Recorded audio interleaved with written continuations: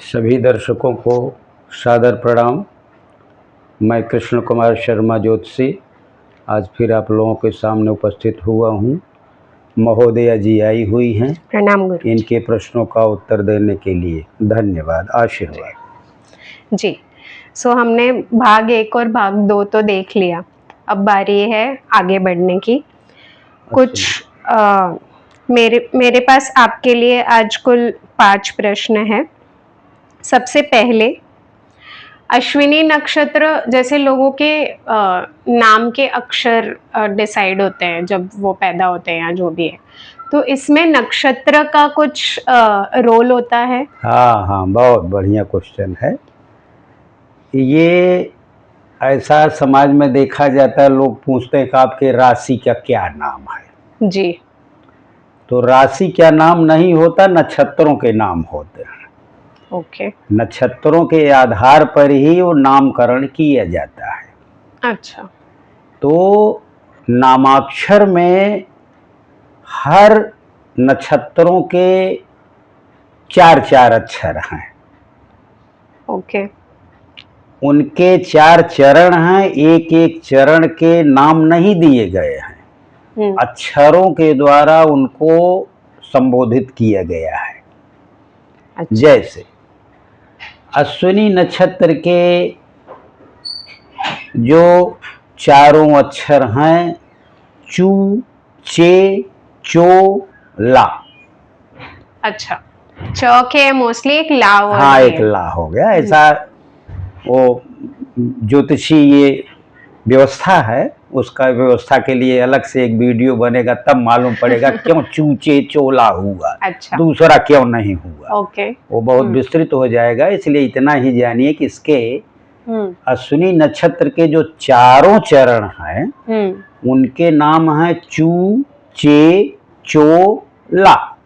चू, चे, चोला। हाँ, ठीक है। 4 इसी के आधार पर मान लो कोई अश्विनी नक्षत्र के प्रथम चरण में पैदा हुआ तो उसका नामकरण चू से होगा, जैसे चुन्नी लाल।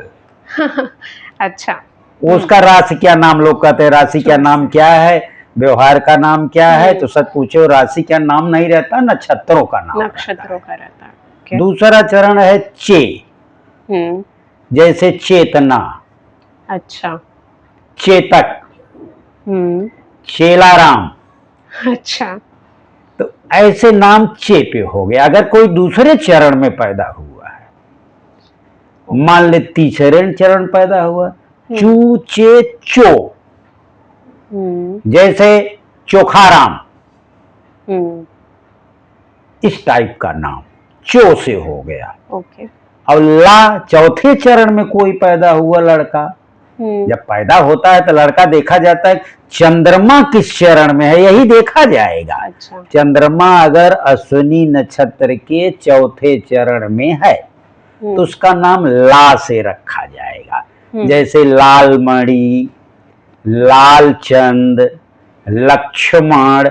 ह्रस्व और दीर्घ में फर्क नहीं होता, लक्ष्मण भी हो सकता है, लालचंद भी हो सकता है। अच्छा, ल और ला दो। हाँ, कोई फर्क नहीं है। तो चेतन भी हो सकता है, चैतन्य भी हो सकता है, दोनों नाम रखे जा सकते हैं, यानी ह्रस्व और दीर्घ में कोई फर्क नहीं रखा गया है। ये हो गया आपका नामाक्षर। जी। हमें लगता है आपको समझ में आ गया होगा कि नाम की नक्षत्रों के आधार पर जातक माने जो पैदा होते हैं उनका नाम कर लो। पंडित जी से पूछते हैं कि कौन से अक्षर से इसका नाम बन रहा है। जी। तो पंडित जी देखते हैं कि अगर अश्विनी नक्षत्र में या जिस नक्षत्र में पैदा हुआ है, किस चरण में पैदा हुआ है, उस चरण का जो अक्षर रहता है उसी अक्षर के आधार पर उसको बताते हैं कि इसका नाम इस अक्षर से पढ़ रहा है। अच्छा। शायद आपका ये प्रश्न हो गया होगा। अब दूसरा प्रश्न आपका। दूसरा प्रश्न ये है कि बच्चों से रिलेटेड है। हाँ। कि पद विचार और अश्विनी नक्षत्र का क्या कनेक्शन है? देखिए, हर नक्षत्रों में पद विचार होता है। पद एक एक नक्षत्र में 4, जैसे मैंने आपको 4 चरण बताया जी। चरण को आप पद समझ लीजिए। ओके। मान लो कोई अश्विनी नक्षत्र के प्रथम चरण में पैदा हुआ, तो जैसे मैंने चरण में बताया था कि एक चरण 3 अंश 20 कला का होता है जी। तो प्रथम चरण में पैदा हुआ माने 3 अंश 20 कला के, 0 से लेके 3 अंश 20 कला तक पैदा हुआ। ओके। तब वह मेष की नवांश में जाता है। ये ज्योतिषी गणना है। कोई उसको मान लिया जाता है कि मेष राशि के नवांश में ये पैदा हुआ है। अब मेष राशि के देवता कौन है? मंगल है। मंगल देव। तो मंगल का जो गुण और स्वभाव है वो बच्चे में आता है। अब मंगल क्या है? निडर होता है, निर्भीक होता है, बलवान होता है, साहसी होता है, किसी काम से डरता नहीं। वो गुण अगर वो अश्विनी नक्षत्र के प्रथम चरण में पैदा हुआ है तो वो गुण उसके अंतर्गत आएगा। अगर द्वितीय पद यानी द्वितीय चरण में लड़का पैदा हुआ, ये बहुत बारीक से बारीक इसकी गणनाएं हैं नक्षत्र की, राशि में उतनी गणना नहीं है। अच्छा। नक्षत्रों की बारीक से बारीक गणना है। यानी 3 अंश 20 कला के अंतर्गत इतनी छोटी गणना है। अगर कोई द्वितीय चरण में पैदा हो गया यानी 3 अंश 20 कला से लेकर के 3 20 और कर दो यानी 6 अंश 40 कला, 3 20 और 3 20 और तो 3 3 6 हो गया, 20 20 40, 6 40 के बीच में, 3 20 और 6 40 के बीच में पैदा हुआ तो द्वितीय पद उसका हो गया। अच्छा। दूसरा चरण हो गया।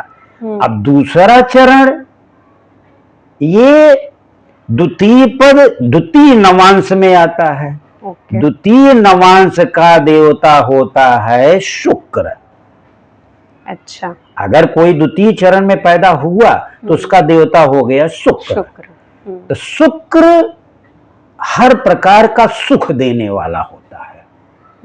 भोग विलास, वो क्या कहा जाता है, वैभव, संपत्ति, सुख सुविधाएं देने वाला होता है, लग्जरियस। तो वो बच्चा जो पैदा होगा वो लग्जरियस लाइफ व्यतीत करेगा। अच्छा। जो द्वितीय चरण के द्वितीय अश्विनी नक्षत्र के जो द्वितीय चरण में पैदा हुआ।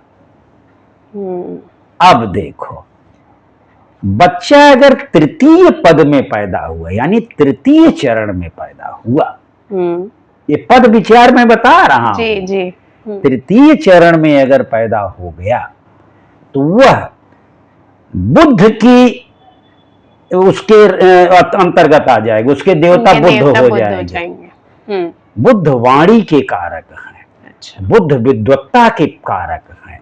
तो वो बच्चा जो तृतीय चरण में पैदा होगा वाक्पटु होगा, वाणी उसकी बहुत अच्छी होगी, विद्वान होगा, पढ़ने लिखने में होशियार होगा, बुद्धिमान होगा।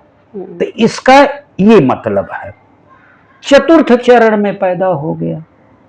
अब देखिए चरण का प्रभाव कितना है जी। एक ही नक्षत्र के जिस चरण में पैदा हुआ, अब चतुर्थ चरण कहां से हो जाएगा? 10 अंश लेकर के 13 अंश 20 कला, यानी एक एक चरण 3 अंश 20 कला। जैसे तृतीय चरण मैंने नहीं बताया, तृतीय चरण 6 40 से लेकर के 10 तक हो गया था, 10 तक हो गया था। चतुर्थ चरण 10 अंश से 13 20 तक हो जाएगा। जो अश्विनी नक्षत्र के इस चरण में पैदा हुआ वो मेष राशि की चतुर्थ नवांश में आएगा। चतुर्थ नवांश के देवता चंद्रमा होते हैं। अच्छा। चंद्रमा वो सुख को देने वाले और शरीर के रोगों को दूर करने वाले हैं। चंद्रमा मन के कारक हैं। वो आदमी मन से इतना अच्छा रहेगा कि सभा में सबको मिला जुला के रखेगा, वो सबके मन को मिला लेगा और उसकी शरीर रोग रहित होगी, क्योंकि चंद्रमा रोग को दूर करने वाले हैं।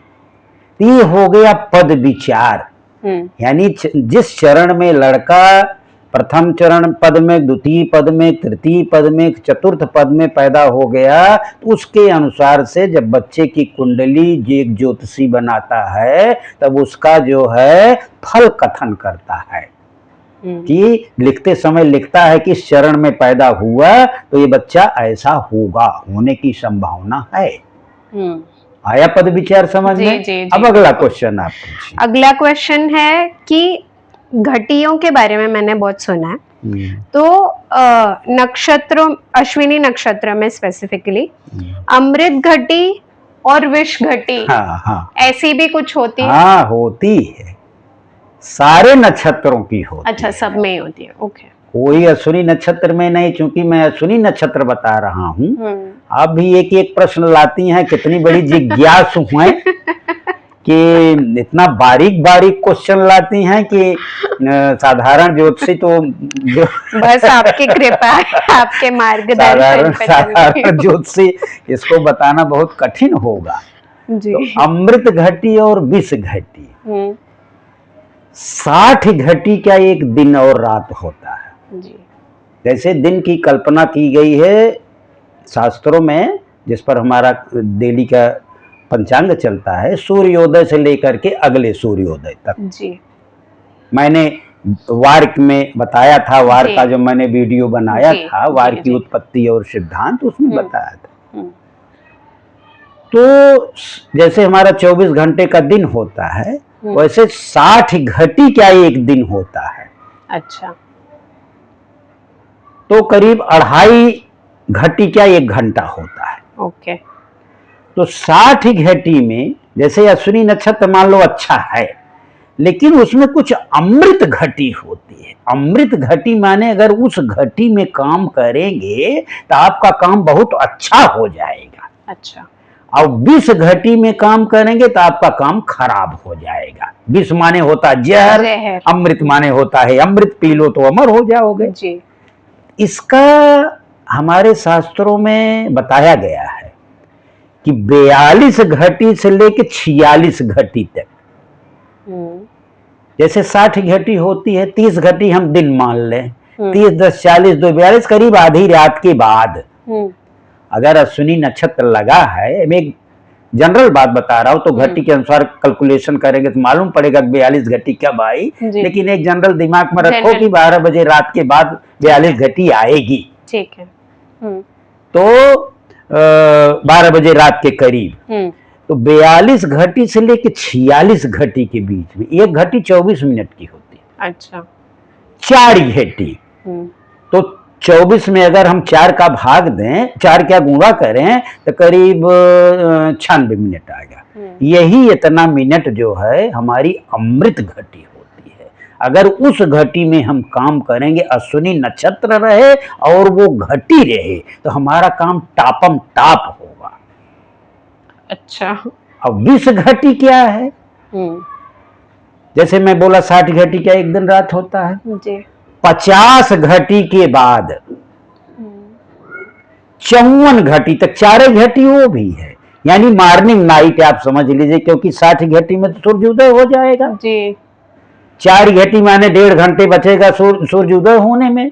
सूर्योदय के जान लीजिए पहले 4 घंटे, करीब 1.5 घंटे पहले, ऐसा दिमाग में बैठा। अच्छा, सूर्योदय के 1.5 घंटे। हाँ, ठीक है। तो उसमें अगर 50 घटी से लेकर के 54 घटी तक अगर हम काम करेंगे अश्विनी नक्षत्र में, तो 20 घटी होगी, यानी हमारा काम बिगड़ जाएगा। उस नक्षत्र में अश्विनी नक्षत्र की बात बता रहा हूँ, हर नक्षत्रों की अलग अलग घटी है, अमृत घटी और विष घटी। इसकी अमृत घटी 42 से 46 4 हो गया, 4 का ही अंतर है। और इसमें विष घटी में 50 से लेकर के 54 तक हो गया। ओके, शायद आपको एक क्लियर हो गया होगा। अगला क्या प्रश्न आपका है? अगला प्रश्न मुझे ये जानना है कि अश्विनी नक्षत्र क्या हमारे बॉडी के कोई भी अंग उससे रिलेटेड है? हाँ, अश्विनी नक्षत्र हमारे शरीर के अंग से रिलेटेड है। जैसे होता है अश्व, इसका प्राणी घोड़ा है जी। घोड़ा दौड़ता है, दौड़ने में पैर का उपयोग होता है। अश्विनी नक्षत्र का अंग है घुटना, पैर, पैर का घुटना। जब अश्विनी नक्षत्र पर गलत ग्रह माने पापी ग्रह गोचर करते हैं, अश्विनी नक्षत्र वाला परेशान शारीरिक रूप से होता है तो उसका घुटना ही पकड़ता है अधिकतर। अच्छा, इसका उपचार हम दूसरे उसमें बताएंगे कि अश्विनी नक्षत्र गड़बड़ हो गया तो हम क्या उपचार करें, उसके लिए हम अलग वीडियो बनाएंगे। तो इसका अंग जान लीजिए घुटना है। शायद आपको क्लियर हो गया। आगे क्या प्रश्न आपका है? फाइनल क्वेश्चन है, क्या अश्विनी नक्षत्र का कोई कुल, अकुल या कुलाकुल कुछ इसका कोई है कनेक्शन? क्या इससे हम जान सकते हैं? बहुत सही प्रश्न है। कुल, अकुल और कुलाकुल जी। इसको समझने के लिए पहले कुल, अकुल और कुलाकुल समझना पड़ेगा, क्योंकि मैं बता दूं। बिल्कुल। पहले जान लीजिए कि अकुल है, पहली बात ये जानिए। अब अकुल से तो आपको कुछ समझ में नहीं है जी। कुल माने होता है अपनी वंश परंपरा जी, लेगेसी। हाँ, जैसे हम किस कुल के हैं जी। अकुल माने जो कुल को न माने जी। कुलाकुल माने जो कुल को भी माने और न भी माने। अच्छा, जो मिडल मैन, जो मिडल मैन, ये दिमाग में बैठा लो। ठीक है। जो कुल वाले होते हैं अपनी वंश परंपरा की जो मर्यादाएं हैं, जो बातें हैं, उसको आगे बढ़ाते हैं, उसको फॉलो करते हैं जी। हमारे पिताजी ने जो किया था वही मैं भी करूंगा, मेरा बेटा भी करेगा, ऐसा ऐसा उनका चलता है। हमारी माता के गुण हमारे बच्चों में रहेंगे, पिता के गुण बच्चों में रहेंगे। हम उसका पालन करते हैं, कुल की मर्यादा को आगे बढ़ाते हैं जी।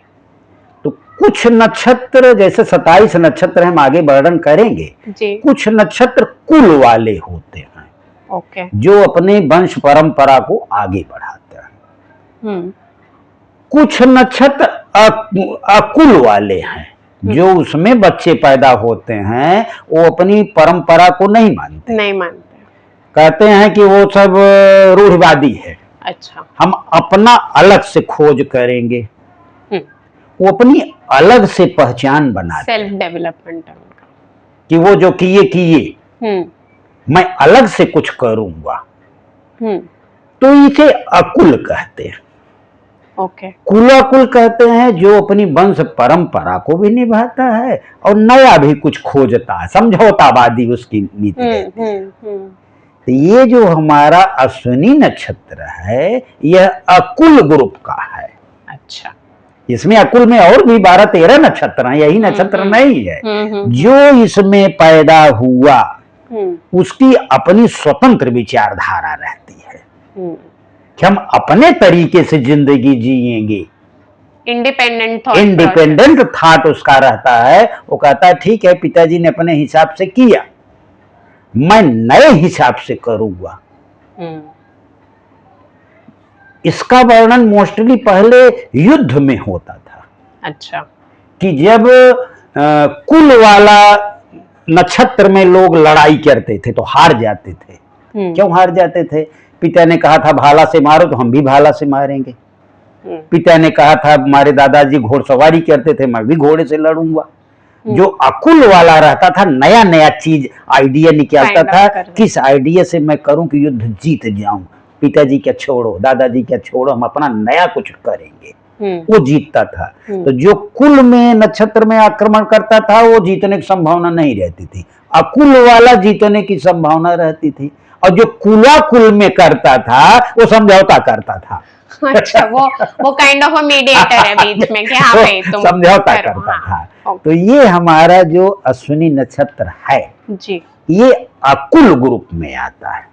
शायद ये आपको समझ में आ गया होगा। कुल, अकुल, कुलाकुल और अश्विनी नक्षत्र अकुल है जी। और आपके प्रश्न क्या हैं? बस आज के लिए इतना ही है।